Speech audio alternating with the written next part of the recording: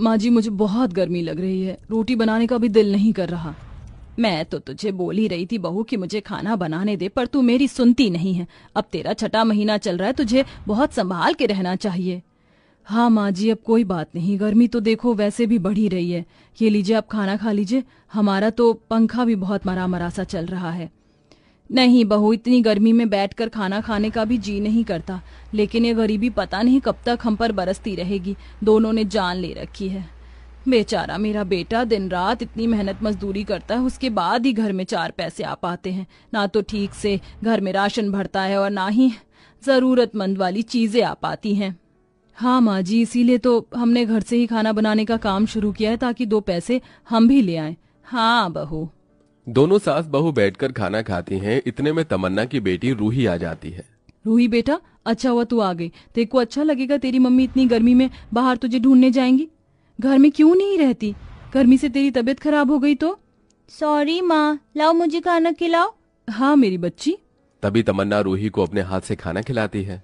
Mummy मेरा पेट भर गया, मैं अभी बाहर से खेल कर आती हूँ, तीशा मुझे बुला रही है। अरे पर बेटा, अभी तुझे मना किया था ना। ले बहू, चली गई तेरी रूही बिटिया, बिल्कुल नहीं सुनती। गर्मी में भी बस बाहर खेलना है। जाने दे, तू खाना खत्म कर। तुझे गर्मी लग रही थी ना, मैं तेरे लिए आम पन्ना लेकर आती हूँ। जी माँ जी। गायत्री जैसे ही उसके लिए आम पन्ना बनाने जाती है तो एकदम से धड़ाम की आवाज आती है। गायत्री पीछे मुड़कर देखती है तो बहू को बेहोश पाती है। बहू, बहू, हे भगवान बहू, तुझे क्या हो गया? लगता है गर्मी से इसकी हालत खराब हो गई। बोल भी रही थी अब मुझे डॉक्टर के पास ले जाना होगा इसे। गायत्री फौरन अपनी बहू को डॉक्टर के पास ले जाती है, जहां डॉक्टर उसका चेकअप करके कहता है, घबराने की कोई बात नहीं है माताजी, जच्चा बच्चा दोनों ठीक हैं, लेकिन गर्मी की वजह से इन्हें थोड़ी कमजोरी हो गई है। बेहतर होगा कि आप इन्हें ठंडा खिलाइए पिलाइए और ठंडक में ही रखिए, गर्मी से इनकी हालत खराब होगी। ठीक है डॉक्टर साहब, मैं अपनी बहू का पूरा ख्याल रखूंगी। चल बहू, घर चल। गायत्री अपनी बहू को घर ले आती है और उसे बिठाकर डांटती है। तू मेरा बिल्कुल भी कहना नहीं मानती है तमन्ना बहू। मैं बोल रही थी ना, तुझे रसोई का काम नहीं करना चाहिए। इतनी गर्मी रहती है फिर भी तुझे चूल्हे पर ही खाना बनाने लगती है। ये तो देख, अब तू गर्भवती है और गर्मी तेरे से सहन नहीं हो रही है। बस बहू, आज के बाद तू रसोई में नहीं जाएगी। बाहर के खाने का ऑर्डर आज से मैं बनाऊंगी और मैं ही पैक करके दूंगी। अरे माँ जी, परवर कुछ नहीं सुनना मुझे। गायत्री अपनी बहू को दोबारा से आम पन्ना बनाकर पिलाती है। वहीं दूसरी ओर रूही तीशा के पीछे पीछे उसकी रसोई तक पहुंच जाती है, जहां पर एसी लगा हुआ था और बहुत ठंडक थी। वो दोनों फ्रिज में से निकाल कर पानी पीती हैं।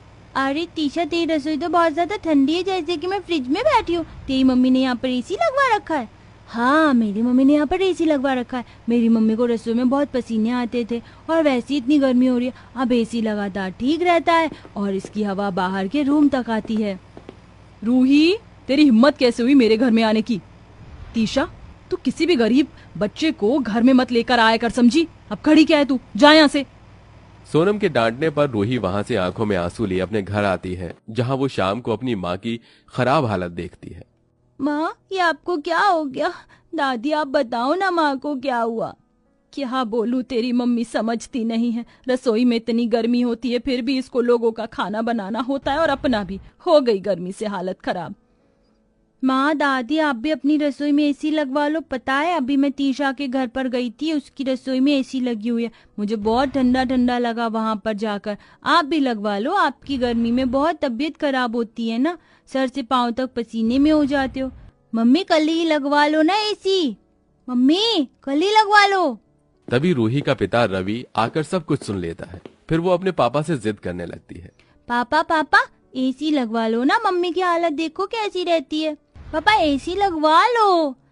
अरे बस कर, तू कितनी जिद करती है। अपने पापा के आने पर भी जिद करने लग गई। उन्हें बैठने तो दे, इतनी गर्मी से बाहर से आए हैं और वैसे भी एसी बहुत महंगा होता है। चुपचाप बैठ और खाना खा। हाँ बेटा, एसी बहुत महंगा होता है, हम एसी नहीं खरीद पाएंगे। नहीं पापा, आपको एसी लगवाना ही होगा, वरना मैं खाना नहीं खाऊंगी। रूही मुंह फुलाकर गर्मी में बिस्तर के नीचे चली जाती है। माँ, दादी, पापा तीनों उसे बुलाते रहते हैं। 4 घंटे बीत जाते हैं। अरे बेटा, बाहर आ जा। रवि, एक बात कहूँ, रूही बेटी ने अपनी माँ की हालत को देखकर एसी लगवाने को कहा है और मुझे भी ये ठीक लगता है। उसे हाँ कर दे। पर माँ, एसी बहुत ज्यादा महंगा होता है, वो लाना मुमकिन नहीं है।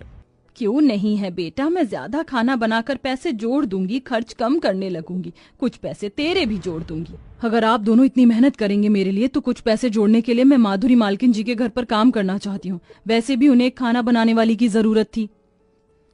नहीं बहू, तू अपनी हालत जानती है ना।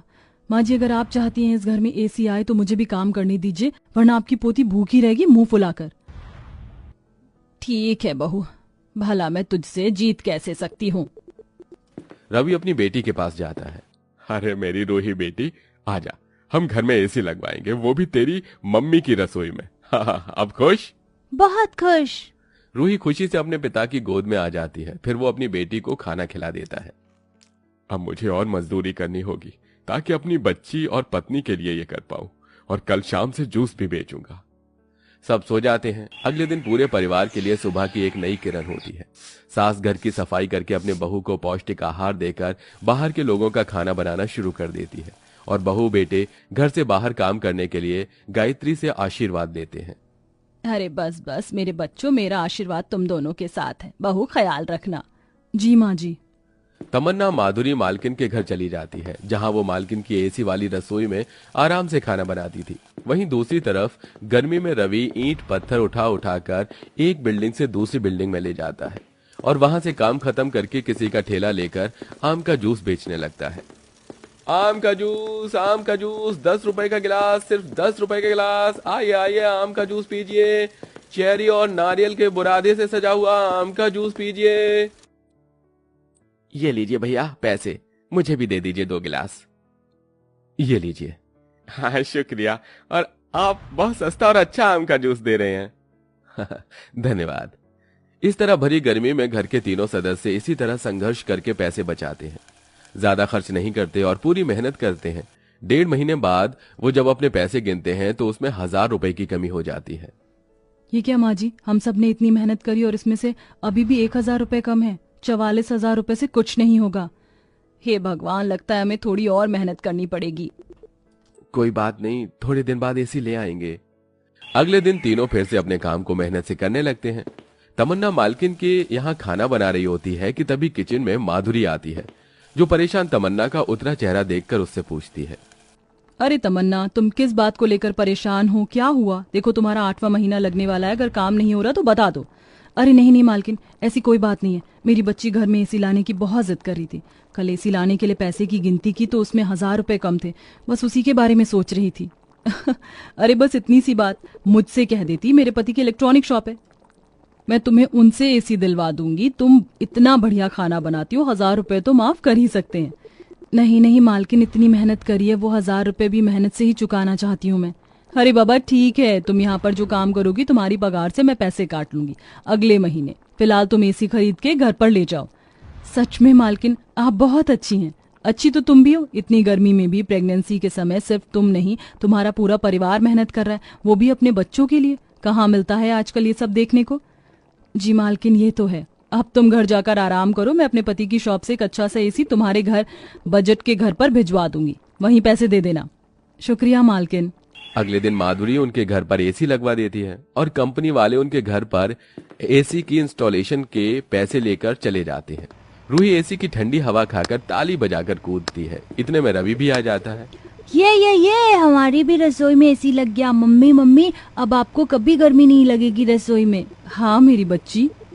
सच में यकीन नहीं हो रहा, हमारे घर में एसी लग गया। अब सब हमारी कड़ी मेहनत और संघर्ष की वजह से हो पाया है। हाँ बेटा। गरीब परिवार एक साथ मिलकर मेहनत और संघर्ष करते हैं, जिसके बाद वो अपनी रसोई में एसी में अच्छे से खाना बनाते हैं। अब रसोई में खाना बनाते हुए तमन्ना और सास को गर्मी नहीं लगती, क्योंकि अब उनकी रसोई भी एसी वाली हो गई थी। तो इस तरह बनी गरीब की एसी रसोई।